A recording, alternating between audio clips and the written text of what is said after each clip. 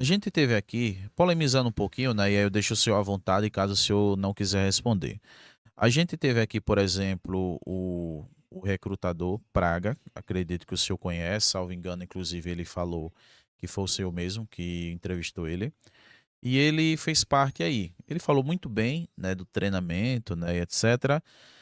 Só que ele alegou que chamou de Azov, né, aí, e ele alegou que essa brigada, não todos, né, ele deixou isso bem transparente, mas uma boa parte dos ucranianos, não os estrangeiros, eles utilizam, por exemplo, suásticas nazistas, né, tanto suásticas no sentido de tatuagem, como também no sentido de vestimenta, né? E ele alegou que uma certa parte dessa brigada é como se ela fosse tomada por nazistas, que é uma das narrativas que é utilizado, por exemplo, tanto pela Rússia como por brasileiros aqui no Brasil, tem chamado a Azov ou a Terceira Brigada e afins de nazismo.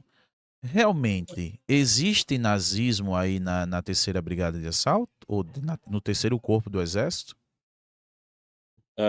Ora, para responder aquela pergunta, eu tenho que falar só um bocadinho sobre a história, como é que apareceu aquela simbólica na cisma do início do Azov e também acho que foi no mesmo, quase no mesmo tempo, juntamente no terceiro, no terceira brigada do assalto na época, não é?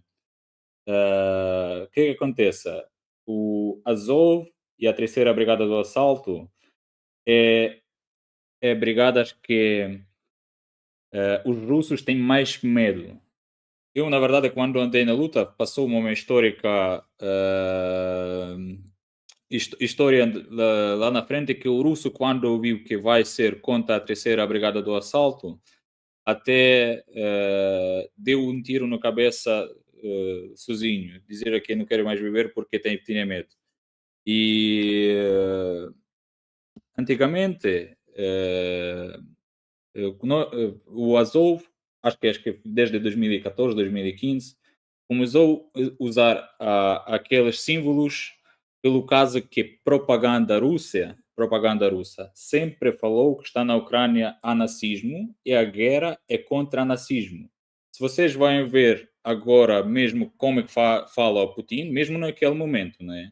Como é que fala o Putin, como é que fala o Lavrov, que é o ministro deles, ele sempre diga que a gente está lutado não é para roubar a territoria, né? A gente está lutado contra o nazismo. Isso é propaganda deles, que cada um, e os russos só acreditam na verdade. E neste caso, o Azov começou a fazer, como é que se diz, não era uma propaganda, aí tem uma palavra que é uma provocação, né? Ele começou a provocar mesmo como simbólica, tipo, nós somos, tem que assustar a nós, porque quando vais aparecer aqui, vai estar mal para ti, mas só mesmo contra a Rússia que a gente conseguimos dar aquela simbólica. Eu, na verdade, não gosto, nunca usei, porque mesmo também era diferente que usaram, por exemplo, em Alemanha, não é? Os alemães, na Segunda Guerra Mundial, vocês até podem pesquisar, por exemplo, no Google, qual é a simbólica que usam no Azov, ou usam na Terceira Brigada do Assalto, ou já no Terceiro Corpo, e vocês vão ver que tem a diferença. São parecidos, mas tem a diferença, tem alguma nota, não é que significa que não é racismo. E aqui usar o simbólica é uma coisa, mas ter nazista é outra. Aqui, na Ucrânia, eu não posso dizer que não é que não tem nazismo, porque são todos humanos, né? E o mundo também era igual. Mas não é aquele nível que podemos imaginar quando vamos ver logo várias simbólicas. Cara, eu entendi. Agora sim, pelo que o senhor passou, os símbolos que utilizam aí é mais no sentido de uma provocação à Rússia, ou estou enganado? Exatamente, exatamente. Isso já usam-se há muito tempo. Os soldados novos, alguns usam, alguns não, mas estou a dizer, eu nunca usei porque para mim não gosto, mas para muita gente do Azul, do terceira Brigada do Assalto, e já faz parte da histórica toda deles, percebem? E por isto que eu estou usando até agora. Entendi. Até porque, cara, na realidade, se a gente for ver essa questão de idólatras ou admiradores do nazismo, infelizmente até no Brasil tem, né? No Brasil, Portugal, etc. Sempre tem algum grupo que gosta dessas ideias, né? Infelizmente, né? Mas Sim, eu vejo, né, também como uma propaganda russa para querer justificar o que a gente pode chamar de genocídio, né? O que eles têm feito aí na Ucrânia. Inclusive, o senhor bem sabe, né, por esses tempos agora, depois da reunião de Putin com o Trump, de forma provocativa, eles utilizaram uma bandeira americana num tanque, né? Não quer dizer que os americanos aprovavam aquilo, mas fizeram como uma provocação. Então, pelo que eu estou exatamente. entendendo, esses símbolos nazistas é utilizado como provocação. Mas Exatamente. na prática, ah, é porque assim, o senhor responde pelo terceiro corpo, né? Não pelas outras relacionadas E às por OVNI. acaso não, eu posso responder pelo terceiro corpo e posso responder pelos todas as brigadas que eu já passei, porque já trabalhei com várias brigadas. Trabalhei também como 57, como 44, como 30 e nenhum lado que eu não consegui, não tinha visto que alguém tratou-se mal de alguma outra nacionalidade, percebe? Só mesmo contra a Rússia, mais contra ninguém. Disseram que aí no terceiro corpo, né? O próprio Praga chegou até também comentar. Teve também um outro combatente que passou aqui no podcast, foi o Campos. Ele alegou que aí vocês.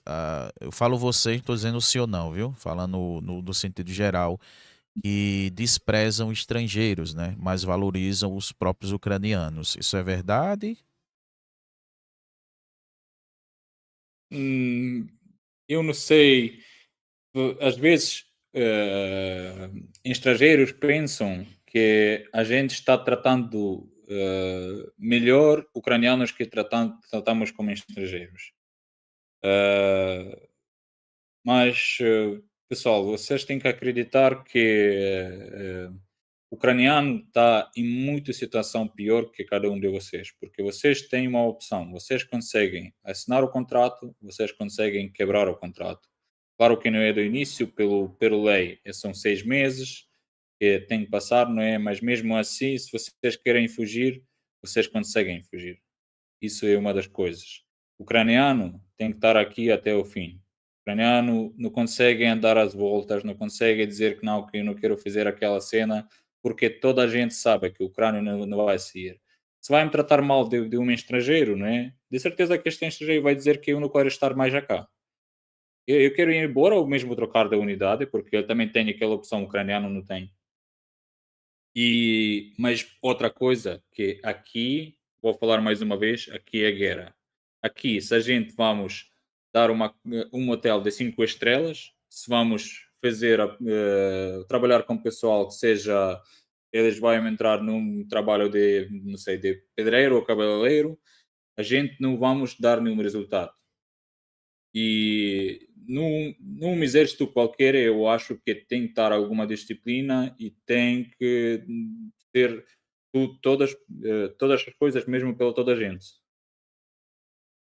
Por isso, naquela pergunta, vou dizer diretamente que de certeza que ucranianos estão tratando pior que os são brasileiros. Faz sentido, né? Realmente.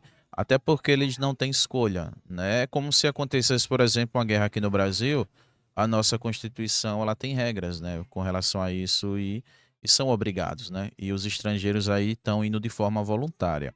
Agora vem cá, é, nesse ponto, caso o estrangeiro ele rejeite uma missão específica, não quero ir, ele tem a opção de rejeitar e caso ele rejeite, tem alguma punição?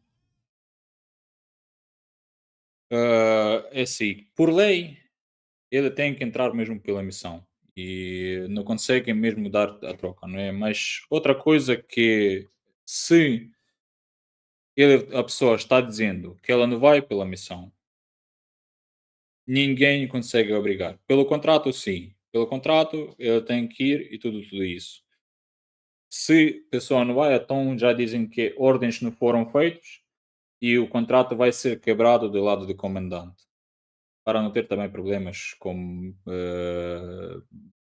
registro criminal ucraniano, porque a pessoa, o que é que acontece? Se a pessoa, a única coisa que vai acontecendo pelo brasileiro que não vai pela missão se tem a ordem do comandante, a pessoa já não vai conseguir viver na Ucrânia e nunca mais entrar pela Ucrânia. Entendi. Se vai ser quebra do contrato, se não vai, quebra do contrato do lado do comandante, ainda consegue estar, porque o contrato foi quebrado. Mas, por exemplo, fogem sem dizer a ninguém, né? Quando já entra pelo registro criminal ucraniano, é mesmo só sair de cá.